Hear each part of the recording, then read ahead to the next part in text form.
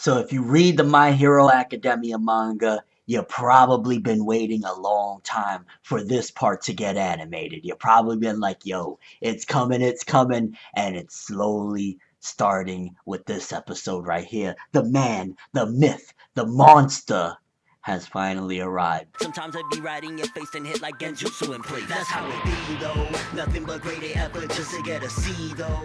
Eyes watching but we never seem to be though.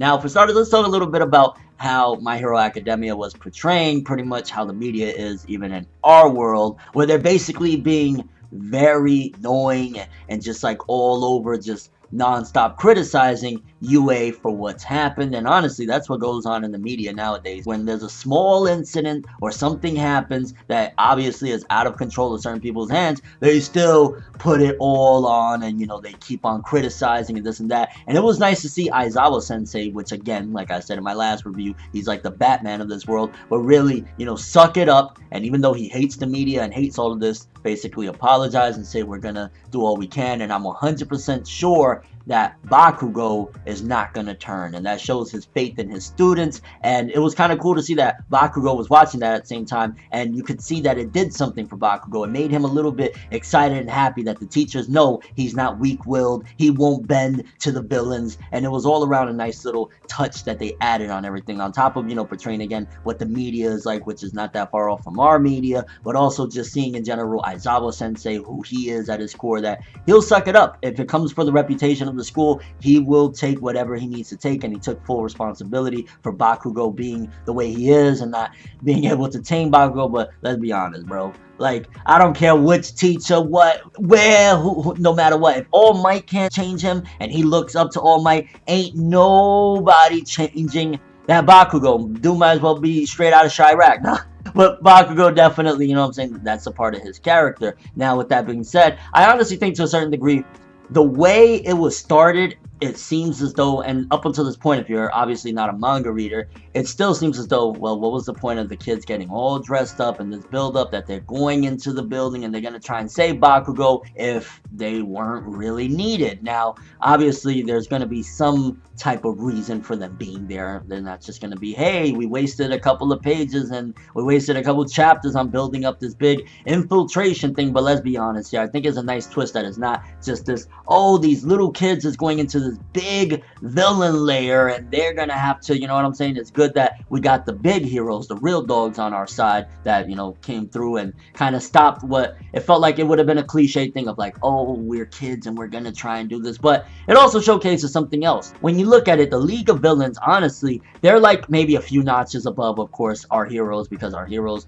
being a villain, you're especially these villains like Shigaraki and them, they're willing to do whatever. They don't care. They're villains. Our heroes are still in training, and even though it seems as though some of them are like close in age to our heroes or whatever, our heroes are still a lot less experienced in comparison to the villains that will do whatever it takes to get the job done. They're willing to kill. Our heroes aren't, and on top of that, again, they're younger and still lack a lot of experience in certain aspects. But it showcases when the big dogs, when All Might and all of the big guys come through, the League of Villains really isn't that much. They probably need another 5 or 10 years before they could have really given All Might and all of them a challenge. Because as soon as All Might busts through and he's there and he's like, yo, we got you, it was like, yo, they didn't have that ace in the hole waiting in the wings.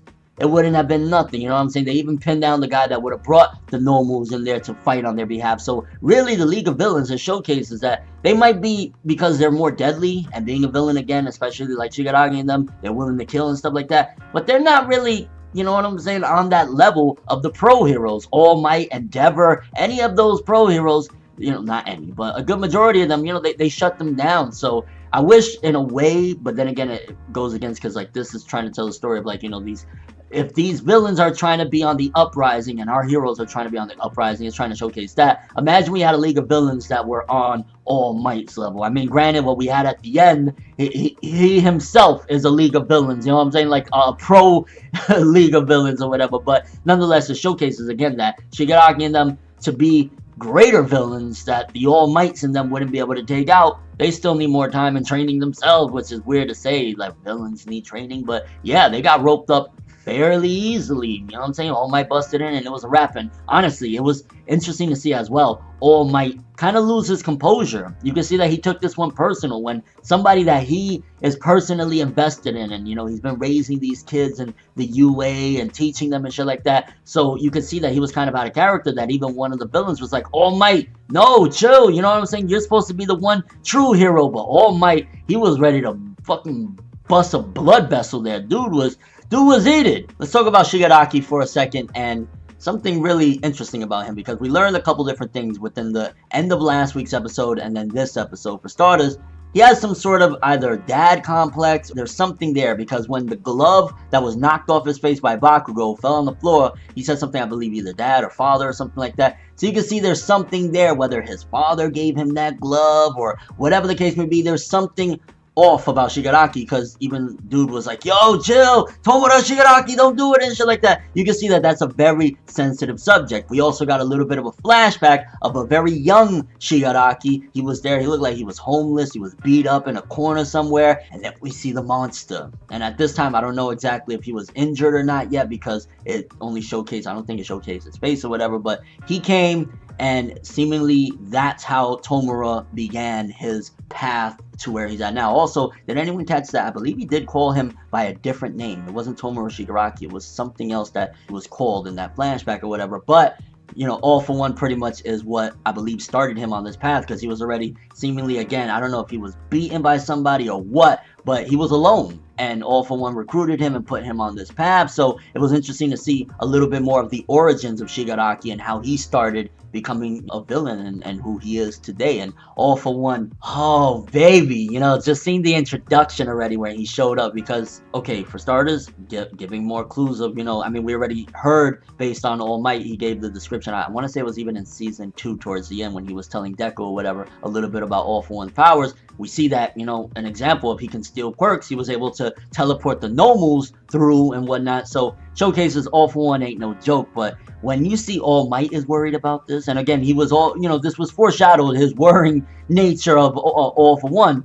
But when you see that, you know, that's the one thing that kind of, whoa, he's here. You know what I'm saying? It definitely showcases that he's nothing to play with, and things is getting very, very serious. I will say the music cues, I wish they would have used a couple different music cues for certain scenes. It felt odd at times, especially towards the end or the last scene or whatever. It was like very dramatic, but the music kind of, I didn't feel matched exactly for certain parts of it. That's just me, maybe, I don't know. Also, let's talk quickly Endeavor. You can see his inferiority complex once again shines when he is upset that he's not able to go in there because they want him to stay outside in case any villains escape. He can handle that, and you can see that he doesn't like that too well. He doesn't like to play. He wants to be Superman, and he wants All Might to be Jimmy Olsen on the side. You know what I'm saying? So you definitely see the insecurities of Endeavor in this episode as well. That he's not liking it, but thankfully he was out there. You know what I'm saying? He realizes at the end of the day, because he's a pro, that you do got to play your part. You know, he could have said, nah, screw that, I'm going inside, but that showcases the experience, opposed to if it was like UA, you know, some of these kids, they probably would have said like, nah, like a Bakugo, which is very similar to Endeavor. You know, he has that attitude and everything. Bakugo now, if they would have told him no, stay outside, he would have said, hell no. You know what I'm saying? Yeah, I got Deku in there, you're getting me in there too. So again, that showcases the experience that the pros have, opposed to our class 1-8, you know, characters. And then the end of the episode, we see for the first time, baby, we got Deku seeing All For One for the first time. All the students are spooked as hell. You see him floating in the sky, and it's a very big setup. This episode was 100% leading in, because there were a few actions, we got some backstory and stuff like that, but definitely a major setup for what's to come with My Hero Academia, because yeah, that was a little, I'm not gonna lie, eerie. Opposed to like some of the villains we've had in the past. Of course, the first time we've seen Shigaraki and the hero killer Stain, this guy is of a different breed. This guy is like just truly a monster. It's like we got a monster on the screen. So very amazing, and I can't wait for what's to come. Honestly, the episode wasn't the greatest in the world, but it did give us some context to certain characters. We did get to see League of Villains once again get roped up, and the introduction to, in my opinion,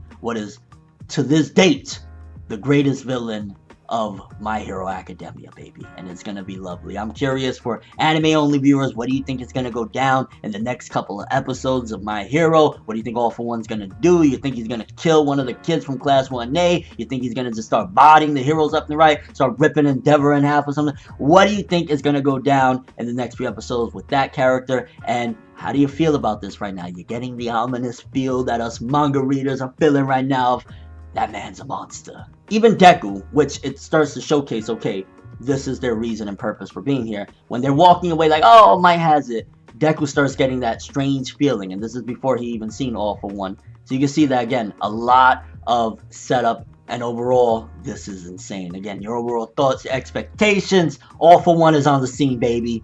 We're in store for a treat. But that's all I have for this one. Thanks for watching. Hope you enjoyed. If you liked anything I had to say or enjoyed the video, drop me a like. I'd greatly appreciate it. And if you want more from me, make sure to subscribe. Follow me on Twitter, Instagram, stalk my Facebook, and follow me on Twitch to get more when the video ends. I'm ForneverWorld, and as always, people, have an awesome day. And remember the golden rule: anime and manga for life, boy! Bow. Have an awesome day, baby. All For One is here! Making major moves, laugh and let the haters lose. We don't give a fuck, virginity intact, cream stack. Paper rules, if you heard it, best believe that. But now it's whatever, one day I'll be your favorite, but never. No matter how